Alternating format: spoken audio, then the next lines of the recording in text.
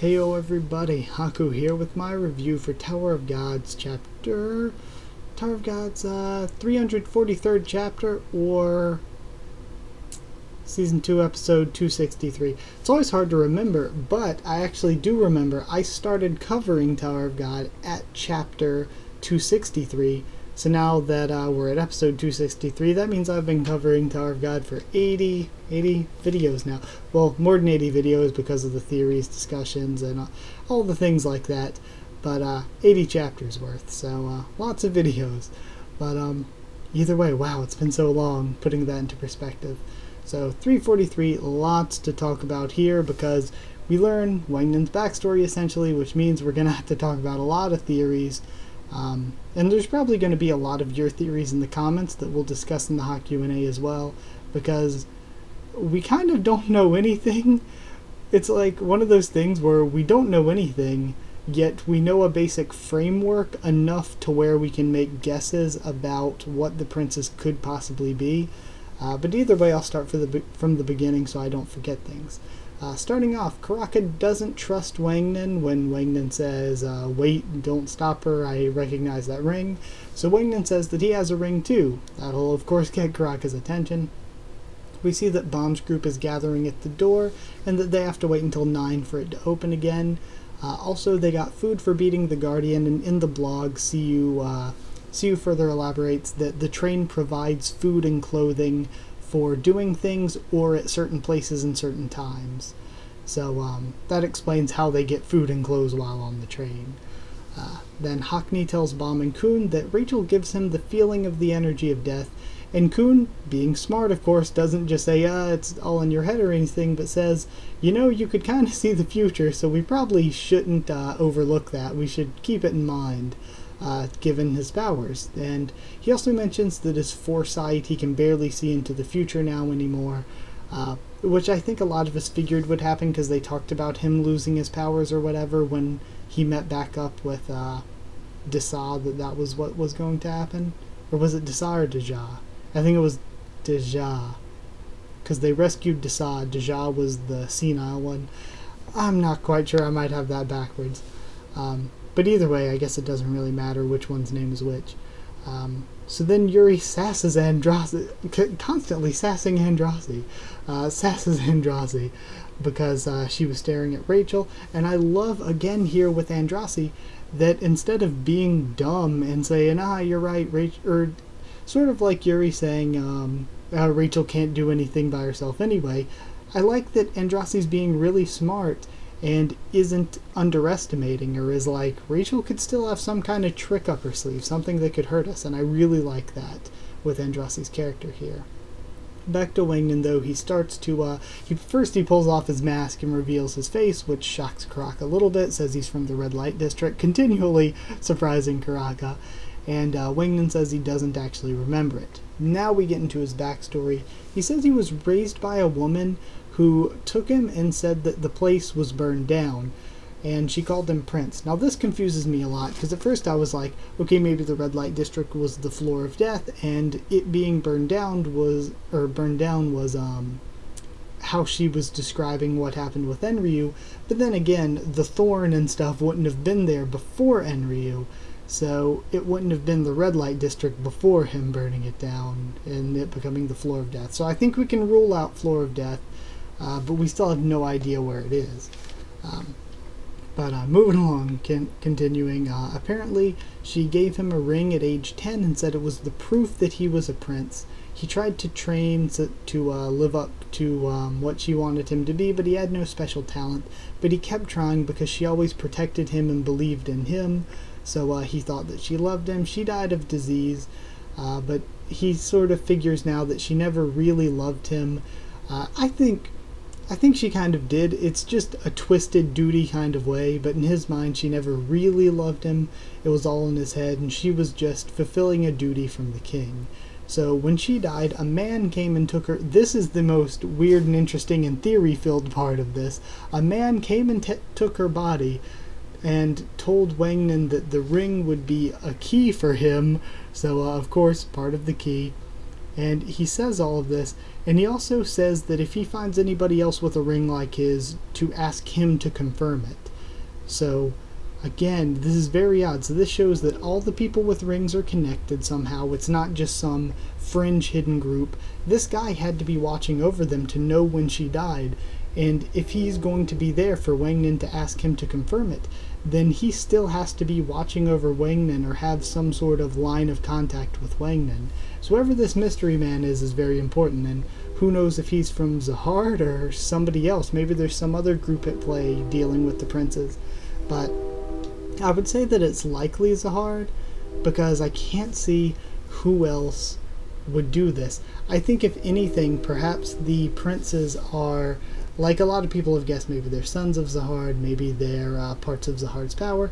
No matter which of those is true or whatever, it could be something that Zahard's doing on his own in secret, with half of the key spreading the rings to them, so that if somebody does say, hey, let's kill all the princesses or have the princesses kill each other and gather all the 13 months, they'll only have half of the key. Maybe Zahard was like, maybe giving the whole key to this whole princess deal that Gustang thought of is not quite a good idea, and that's why he started doing half of the key in secret on the side to the princes, in the form of the rings. Not sure, but that could be a potential guess as to how this works out, since it does seem that they all have some sort of connection. If there's a guy, like this guy is the big question mark here. But apparently Wangnan keeps it going on. He says that his dream is to become a real prince and tell that bastard Zahard about his mother. So I really, really like that. And it makes me think, of course, that Karaka probably has a similar or even the same backstory, but his dream is probably something more along the lines of he wants to kill Zahard in order to get revenge for his mother having to raise him and die or whatever, because he knows more about this than Wangnan does. So I'm thinking he has probably a similar past to Wangnan, but instead of wanting to surpass Zahard, he wants to kill him in revenge. But Wangnan asks Karaka about the red light district and the key, and he also says that he couldn't find any information on the red light district, where it was or why it was there.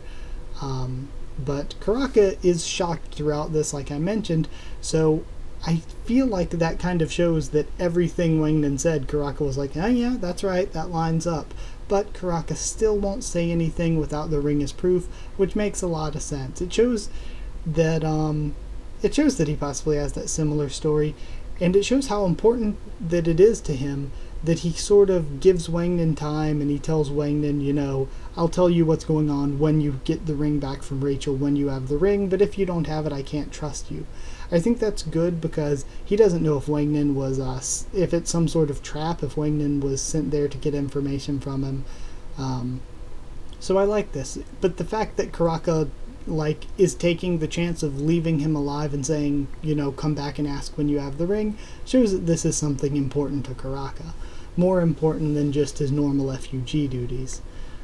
So then the door begins to open, and when Karaka says something that, again, the way he said the woman was not just a nanny or whatever, it seems like it does mean a lot to Karaka, leading more to me thinking that Karaka's mother or surrogate mother, whatever, dying was the cause of him wanting to go after Zahard, possibly.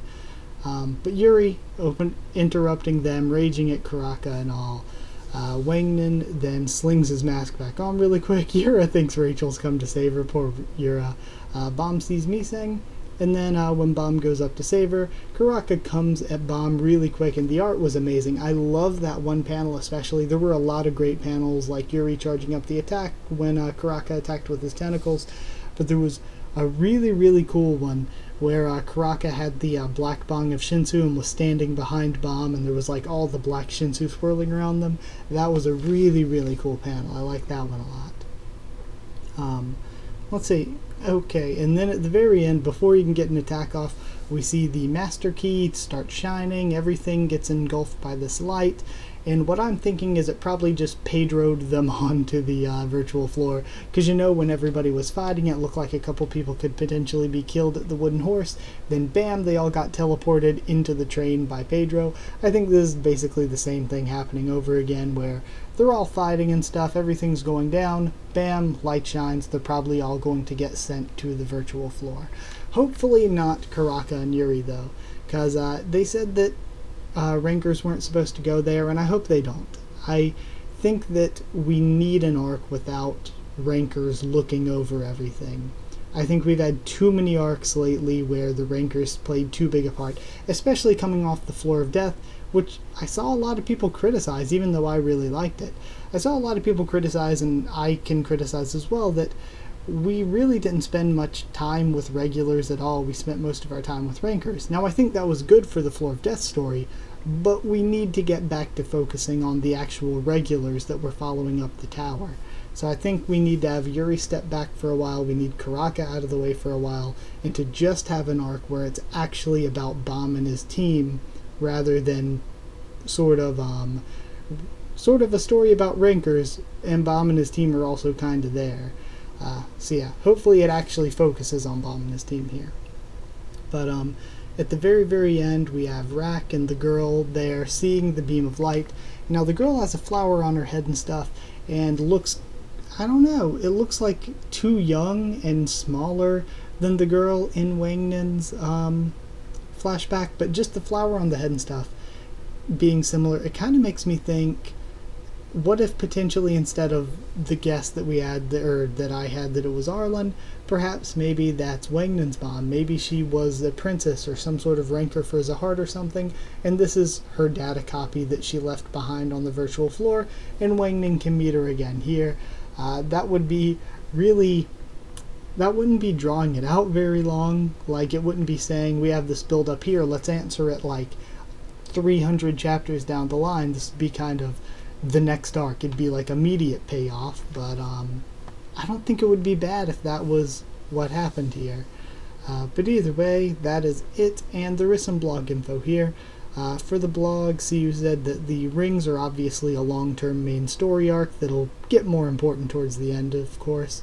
That Yuri is stronger than Karaka when it comes to actual power, but Karaka has unique sorcery that makes it an even match. From what I've seen so far, Karaka's been getting his ass kicked most of the time. But then again, is he really getting his ass kicked if he's just, like, surviving every time and being perfectly fine later on? Maybe he isn't getting his ass kicked, who knows? Also, the Hell Train, he explains that the Hell Train is a regular zone, which means that Rankers can't attack regulars there, and the room is an exception to that rule, which is why Karaka was trying to use Wangnan to lure Bomb in, because he could actually attack Bomb there. So that explains why that whole ordeal was going down to begin with. Also, he says the Hidden Floor is starting next week, and it'll be about regulars, stories, and Tower Secrets. Or it'll have regulars, stories, and Tower Secrets. So, really, really looking forward to that. I thought this was a really good chapter as well. I really liked everything that happened here with Wangnan's backstory. I thought it was really good. And like I said, I like the way it's been left really, really vague, so we really know pretty much nothing about the princes right now, to tell the truth. But we have that little bit of framework. We have these little hints here and there where we can actually start to make guesses, even though we don't have too much information with those guesses.